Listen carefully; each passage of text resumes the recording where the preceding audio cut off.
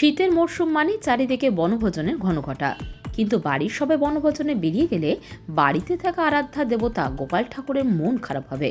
এই কথা ভেবে নজিরবিহীনভাবে গোপাল ঠাকুরকে সঙ্গে নিয়ে বনভোজনে মাতোয়ারা হলেন মহিলারা। দূর দূরান্ত থেকে গোপাল ঠাকুরকে সঙ্গে নিয়ে বাড়ির মহিলারা এই বনভোজনে সামিল হয়।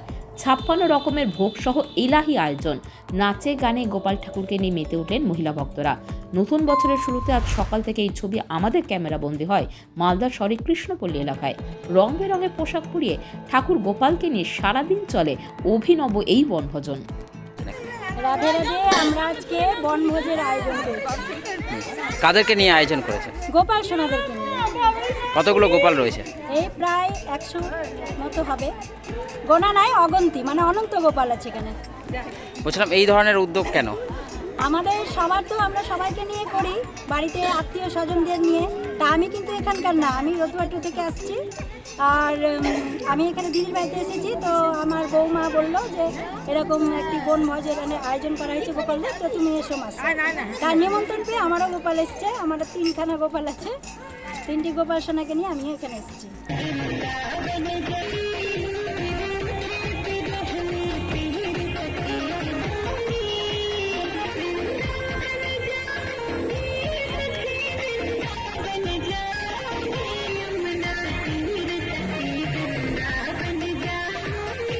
প্রথম বছরের শুরু 1 জানুয়ারি, তো আমরা তো সবাই পিকনিক করেই থাকি। তো আজ ভাবলাম যে না হয় বাড়িতে গোপু সোনারা বসে থাকে, ওদেরকে নিয়েই পিকনিকটা শুরু করি। তো ওই জন্য আজকে ওদেরকে নিয়ে পিকনিকটা করছি। কেমন লাগছে? খুবই ভালো লাগছে, বলা যাবে না কতটা ভালো লাগছে, খুব আনন্দ লাগছে। এখনই ভোগ আরতি শেষ হলো, এবার ওদের খাওয়া দাওয়া হয়েছে, এবার আমাদের খাওয়া দাওয়া হবে। বলছিলাম আমরা সাধারণত রং বেরঙের পোশাক পরে থাকি, এখানে দেখলাম গোপালদেরও পরানো হয়েছে, খুব ভালো লাগছে। এটা কিভাবে বলবো?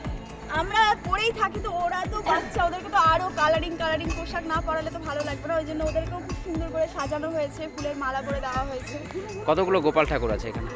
এখানে 100-র কাছাকাছি, 80 থেকে 100 কাছাকাছি গোপাল আছে। কিভাবে মানে পিকনিকের আয়োজন করেছেন? কি রকম? কিরকম বলতে এই যে এখানে তো